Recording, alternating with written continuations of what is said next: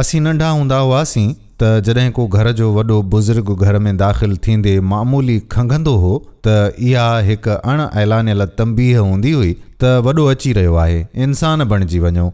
औरतूं पंहिंजा मथा ढकींदियूं हुयूं। असीं ॿार जेकी गोड़ पिया कंदा हुआसीं से ख़ामोश थी वेंदा हुआसीं। जेसीं ताईं वॾो पंहिंजी खट ताईं पहुचंदो हो तेसीं ताईं विहाणो सिधो थी चुको हूंदो हो ऐं माहौल में हिकु अदब ऐं एहतराम अची वेंदो हो। ऐं पोइ छा असीं वॾा थी वियासीं।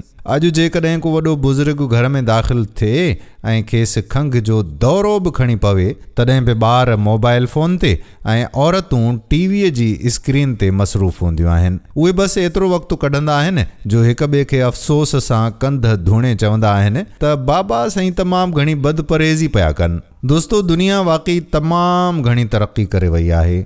ॼाण एतिरी त आम थी वई आहे जो हाणे नंढड़ियुनि ॻाल्हियुनि जे लाइ कंहिं वटि वक़्तु ई नाहे रहियो। हिन स्क्रीन ते ॼाण हासिल कंदे कंदे हाणे असांखे हर खंघ सिर्फ़ु बदपरहेज़ी लॻंदी आहे। इन बारे में तव्हांजो छा ख़्यालु आहे? कमेंट्स में ॿुधाइजो।